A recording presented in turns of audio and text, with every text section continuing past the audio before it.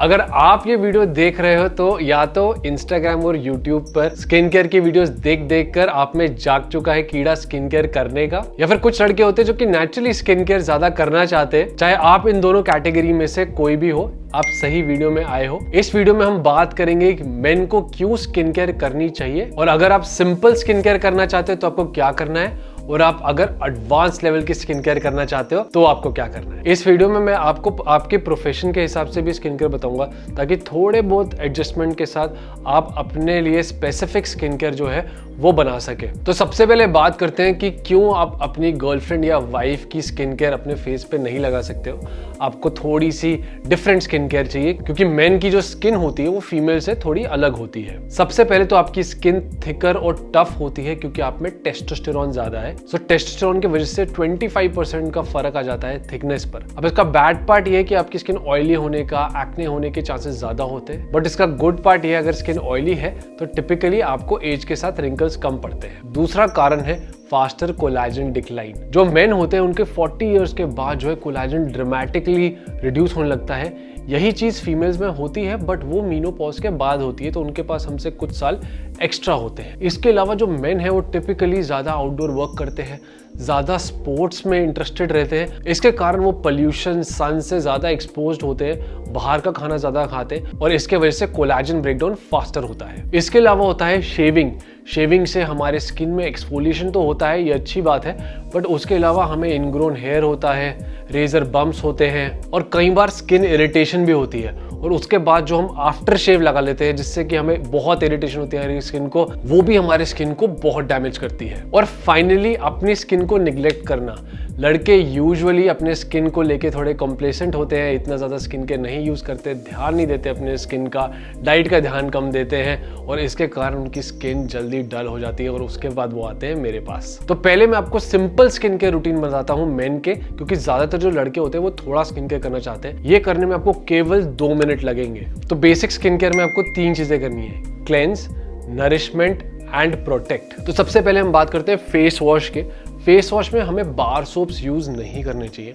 अगर आप बार soaps use करते हो तो आपका नेचुरल ऑयल जो है वो स्ट्रिप अवे हो जाता है। उनका पीएच मोस्ट बार सोप्स का 5.5 से अलग होता है। अगर आप फिर भी बार सोप यूज़ करना चाहते हो, आपको लगता है कि वो आपको ज़्यादा सूट करते हैं, आपको यूज़ करने में मज़ा आता है, तो आप 5.5 pH के बार सोप को यूज़ कर सकते हो। अगर आपकी ऑयली स्किन है तो आप एक सैलिसिलिक एसिड, जिंक, पीसीए वाला क्लेंजर जैसे कि सीबोसाल यूज़ कर सकते हो। अगर आपकी ड्राई स्किन है तो आप mandelic acid based face wash, क्योंकि उसका साइज ज़्यादा होता है, धीरे पेनिट्रेट करता है स्किन में, वो यूज़ कर सकते हो, जैसे कि मैंडी ग्लो फेस वॉश। और अगर आपकी स्किन कॉम्बिनेशन है तो आप एक क्रीमी फेस वॉश यूज़ कर सकते हो, जो ना ज़्यादा ड्राई करे और थोड़ा हाइड्रेशन भी दे, जैसे कि मेलारिड फेस वॉश। तो ये हो गया क्लेंजिंग। क्लेंजिंग के बाद हमें नेक्स्ट स्टेप करना है नरिश। नरिश कैसे करते हैं? सबसे सिंपल है, मॉइस्चराइजर लगाकर। अगर आपकी ऑयली स्किन है तो आप hyaluronic acid based moisturiser use कर सकते हो, जैसे कि डबल ड्यू मॉइस्चराइजर हो गया। अगर आपकी ड्राई स्किन है तो आप सेरामाइड्स और पेंटाविटिन बेस्ड मॉइस्चराइजर यूज करोगे, जैसे कि पेंटाविट मॉइस्चर ब्लेंड हो गया। और अगर आपकी कॉम्बिनेशन स्किन है तो आप thin but cream based moisturiser use कर सकते हो,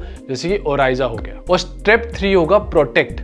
तो प्रोटेक्शन में आपको सनस्क्रीन यूज करनी है। अब सनस्क्रीन में अगर आपकी स्किन ऑयली है तो आप मैट या लोशन फॉर्म सनस्क्रीन यूज कर सकते हो। लोशन में आप सनब्लेस लोशन यूज कर सकते हो। मैट में आप फोटोन मैट यूज कर सकते हो। अगर आपकी ड्राई स्किन है तो आप Heliocare gel advance sunscreen use कर सकते हो। और अगर आपकी कॉम्बिनेशन स्किन है तो आप एक क्रीम बेस्ड सनस्क्रीन जैसे कि फोटोन हाइड्रा यूज कर सकते हो। ये सारे प्रोडक्ट्स के लिंक मैंने डिस्क्रिप्शन में डाल दिए हैं, आप इनको चेकआउट कर सकते हो। आप इनसे मिलती जुलती कोई भी सनस्क्रीन ले सकते हो जो कि आपके बजट को सूट करती हो। अगर आप एक स्टेप अपने स्किन को एलिवेट करना चाहते हो तो क्लेंजिंग, नरिशमेंट और मॉइस्चराइजर के बाद एक चीज ऐड हो जाएगी, वो है ट्रीट। तो आप एक ट्रीटमेंट सीरम मॉर्निंग में लगा सकते हो और एक ट्रीटमेंट सीरम आप नाइट में लगा सकते हो। मॉर्निंग में मैं प्रेफर करता हूँ एक एंटीऑक्सीडेंट यूज करना। अब एंटीऑक्सीडेंट्स में आप विटामिन सी यूज कर सकते हो, बीटा ग्लूकैन यूज कर सकते हो, सेपी वाइट यूज कर सकते हो, vitamin E based serum use कर सकते हो। बहुत सारे अवेलेबल है। विटामिन सी आई थिंक सबसे कॉमनली अवेलेबल है और काफी एफिकेशियस रहता है, तो मैं वो रिकमेंड करूंगा आपको। लगाना कब है आपको? तो आपने पहले क्लेंस किया, फिर आपने सीरम लगाना है, फिर मॉइस्चराइजर और सनस्क्रीन। याद रहे, थिन टू थिकेस्ट। तो आपका जो सीरम होता है सबसे थिन होता है और थिक सबसे ज्यादा सनस्क्रीन होती है। तो इस तरीके से आपकी मॉर्निंग रूटीन हो जाएगी। अब इवनिंग में क्या करना है आपको? ट्रीटमेंट में एक रेटिनॉल डालना है। रेटिनॉल जो है वो कोलेजन प्रोडक्शन को इंप्रूव करता है और एजिंग को स्लो करता है। रेटिनॉल को हमेशा बेड टाइम पे यूज करते हैं।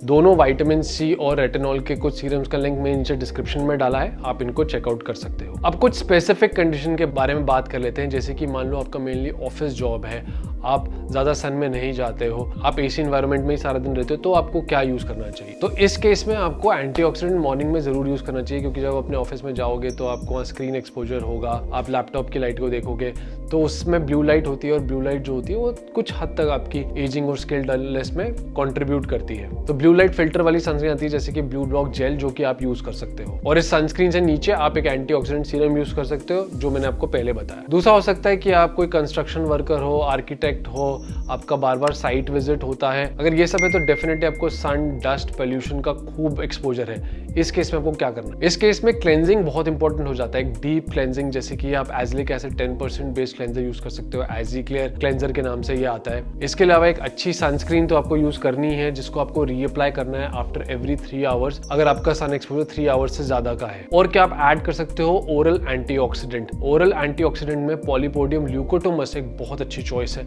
ये इंटरनल सनस्क्रीन का काम करता है और सन से होने वाले फ्री रेडिकल डैमेज को रिवर्स करता है। और कुछ एंटीऑक्सीडेंट्स है जैसे ग्लूटाथायोन, विटामिन सी, इनके भी ओरल टैबलेट्स अवेलेबल हैं, ये काफी सेफ होते हैं, तो आप इन सप्लीमेंट्स को जरूर अपने डेली रूटीन में ऐड करो। अगर आप फ्रीक्वेंट ट्रैवलर है, अगेन सनस्क्रीन बहुत इंपॉर्टेंट हो जाती है आपकी, खासकर जब आप ऊपर एयर में होते हो तो वहाँ पे यूवी इंडेक्स होता है, बहुत हाई होता है। टेक ऑफ और लैंडिंग के समय वो बोलते हैं कि आप अपनी विंड स्क्रीन को नीचे नहीं कर सकते, तो एक अच्छी सनस्क्रीन आप जरूर यूज करो।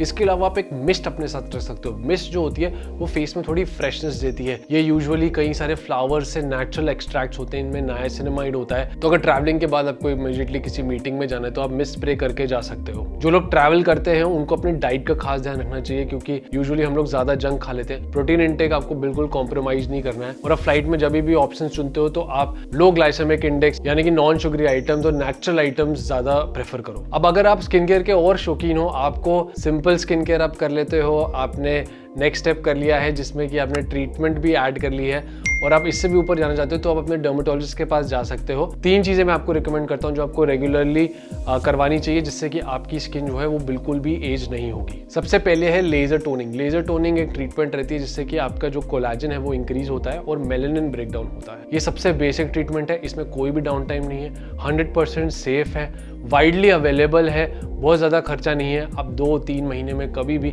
एक बार जाके अपने डर्मेटोलॉजिस्ट के पास लेजर टोनिंग करा सकते हो। Number 2, skin booster. Skin boosters में बेसिकली हम हाइलुरोनिक एसिड इंजेक्ट कर देते हैं आपके कोलाजन में, तो ये एज के साथ होने वाले जो मॉइस्चर लॉस होता है, वाटर लॉस होता है, उसको रिवर्स कर देता है। आपकी स्किन में रेडियंस, ग्लो लाता है अंदर से। जब लोग बोलते हैं कि डल स्किन है क्या करें, डल स्किन है क्या करें, तो उनको स्किन बूस्टर सूट करते हैं। तो ये सेकंड सिंपल ट्रीटमेंट है और इनको ज़्यादा फ्रीक्वेंटली नहीं कराना पड़ता, आप 6 महीने में, 9 महीने में एक बार भी स्किन बूस्टर करा सकते हो। एंड फाइनली, अगर आप कोलाजन को ओवर बूस्ट करना चाहते हो, अपने स्किन को रीसरफेस करना चाहते हो, तो आप MNRF यानी कि micro needling radio frequency use कर सकते हो। माइक्रो नीडलिंग रेडियो फ्रीक्वेंसी अगर आप सिर्फ मेंटेनेंस के लिए करा रहे हो तो केवल 6 महीने में आप एक सेशन करा सकते हो। तो depending upon your interest, your time, how much you want to spend, आप अपनी स्किन केयर खुद बना सकते हो। बहुत ज्यादा सिंपल से लेके हाईली सोफिस्टिकेटेड तक आपको क्या क्या करना है, बेसिक्स मैंने आपको बता दिए हैं। आई होप आप एटलीस्ट बेसिक स्किन केयर इस वीडियो को देखने के बाद अपने डेली लाइफ में करना शुरू करोगे। अगर आपको मेन स्किन केयर से रिलेटेड कोई भी क्वेश्चन है तो नीचे आप कमेंट सेक्शन में जरूर लिखो, मैं और मेरी टीम उसका रिप्लाई करने की कोशिश करेगी। अगर आपको वीडियो अच्छी लगी और आपको मेन स्किन केयर इसके बाद थोड़ा सिंपल लग रहा है तो प्लीज हमारी वीडियो को सब्सक्राइब करो, ताकि मुझे इंकरेजमेंट मिले और मैं लाता रहूं ऐसी ही कई सारी इंटरेस्टिंग स्किन और हेयर रिलेटेड वीडियोस। मिलते हैं अगली वीडियो में, तब तक के लिए गुड बाय।